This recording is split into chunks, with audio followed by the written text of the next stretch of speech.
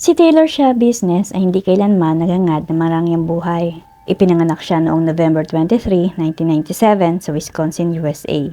Siya din na hindi nakapagtapos ng high school at sangkot sa iba't ibang klase ng gulo. Si Queen Taylor ay napakadaming police records. Siya ay nakulong ng 3 buwan bago mangyari ang kanyang sunod na ginawang krimen. Ang kanyang mga naunang conviction ay sa panahon ng kanyang kabataan at early 20s. Nagkaroon siya ng maraming pagtakas sa pulis matapos niyang makuha ang driver's license. At binawi din ito sa kanya sa di malamang dahilan. Noong December 9, 2019, siya ay inaresto dahil sa pagmamaneho niya ng isang suspended driver's license. Noon namang June 22, 2022 ay muli siyang inaresto, ngunit sa pagkakataong ito ay malala na ang kanyang ginawang krimen. Nakasuhan siya sa ginawang pagbabanta at pambubugbog sa isang West at police officer. Kinasuhan din siya ng paglaban sa mga pulis. Inamin naman lahat ni Taylor ang kanyang mga ginawang pagkakasala. At makaraan ng 2 buwan ay hindi na tinuloy pa ang kasong resisting arrest laban sa kanya. Ngunit simula pa lamang yan.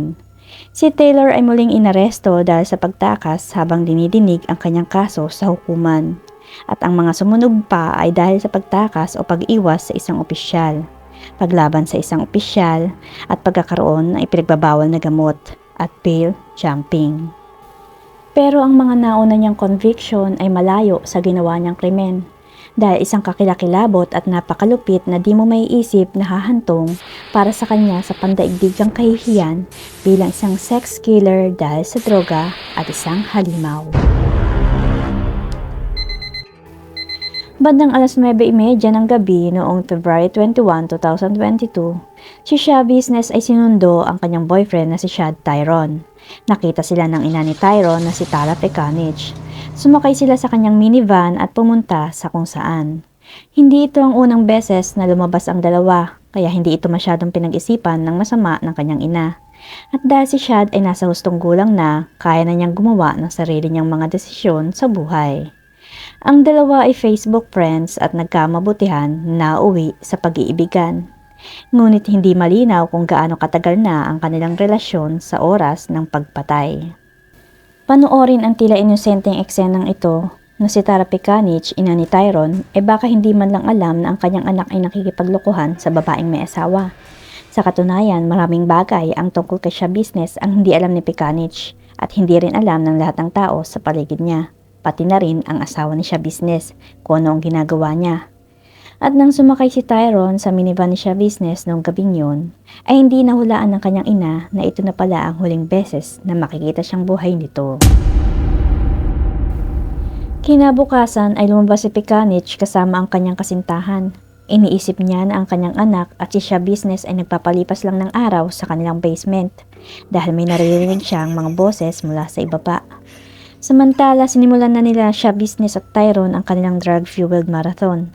Nanigarilyo ng methamphetamine at pagkatapos ay tinurok na ni Taylor sa sarili ang trazodone. Ito ay isang malakas na antidepressant na gamot na ginagamit upang gamutin ang anxiety, insomnia at depression. Pero hindi naman nauubusin ni Shah Business ang lahat para lang sa sarili niya. Kaya in-injectionan din niya si Shad. Samantalang sinasabing naglabas si Tyron ng 2 collar na katulad ng collar ng sa aso habang nakikipagtalik kay Shah Business. Habang sinusuot ni Tyron ang isa sa mga collar ay nabaliw si Shah Business sa pananakal sa kanya. Bagamat ang ganitong uri ng paglalaro ay pangkaraniwan lang sa dalawa. Ang pagtrato ni Shah Business kay Tyron ay lalong naging agresibo sa pagkakataong iyon. Hindi naglaon, naging malinaw ang lahat na mayroong isang bagay na hindi tama. Sinabi ni Shah Business kalaunan ay nararamdaman niya ang pagtibok ng puso ni Tyron.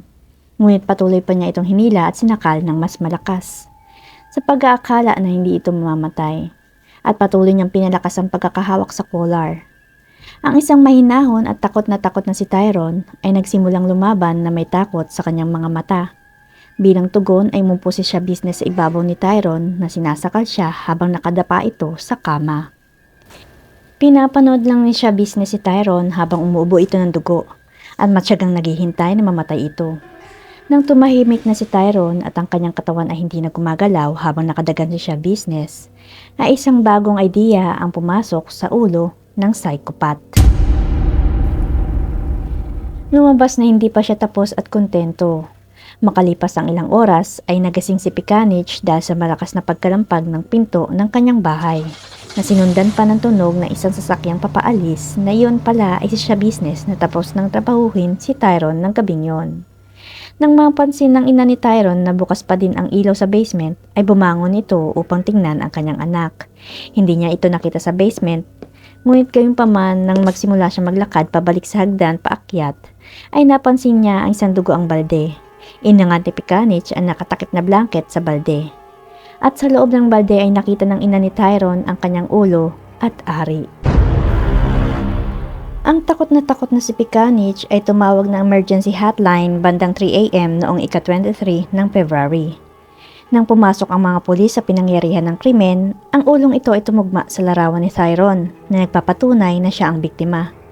Bumaba sila sa basement at nakita ang isang kutsyon na puno ng dugo, ngunit walang palatandaan ng ibang pangbahagi ng katawan o kahit kay siya business.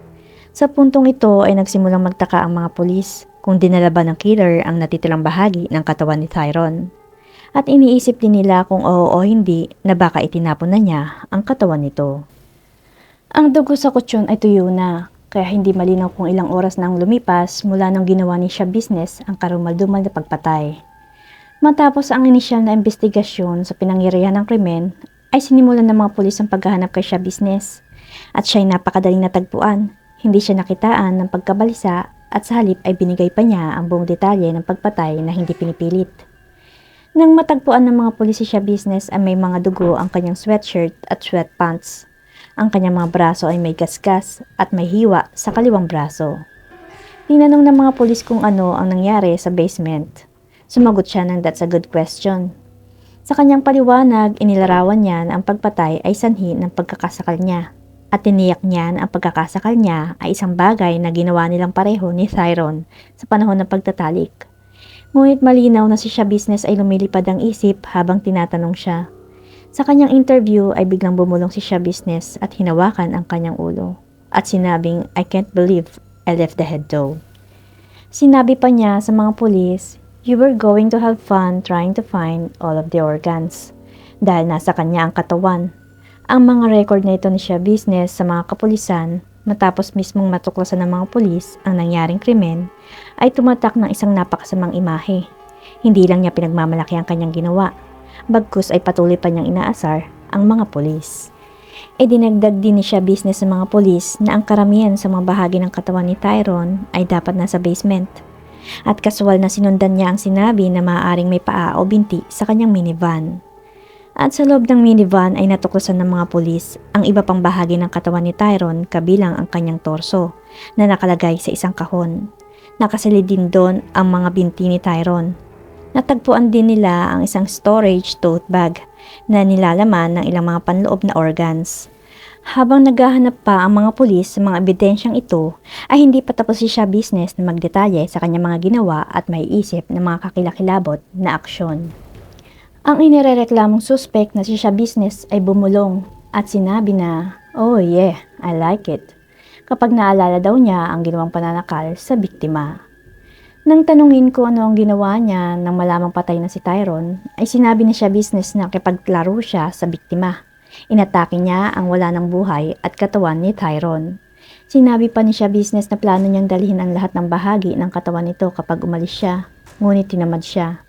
Nang tanungin siya na kung sa kanyang palagay ay tamang bagay ba na dapat gawin ang kanyang ginawa, at nagkamento siya na "I did it anyway."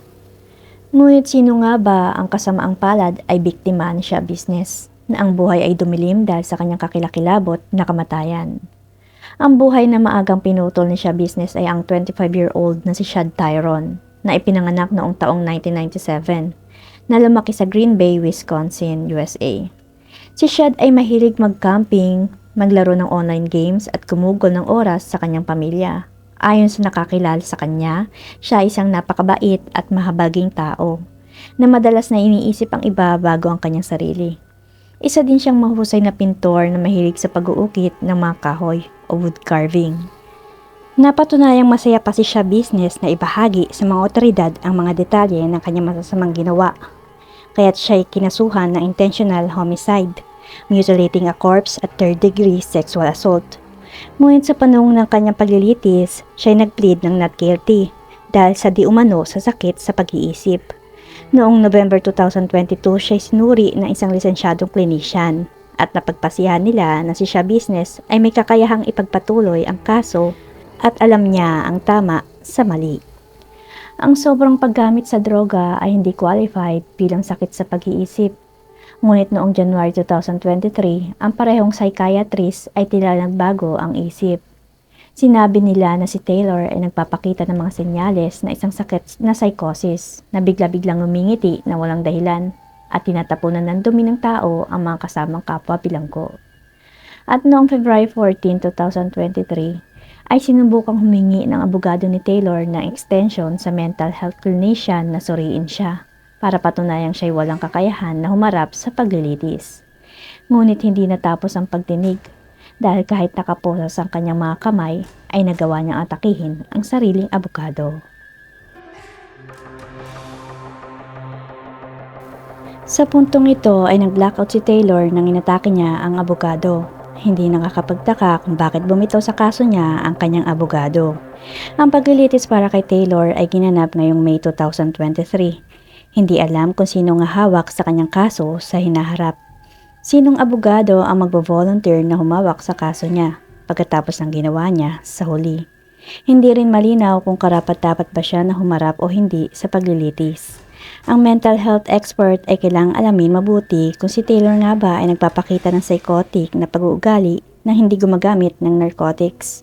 At kung si Taylor ay nakapagsabi ng tama sa mali, ito ay nangangahulugan na siya ay ganap na may kakayahang humarap sa paglilitis.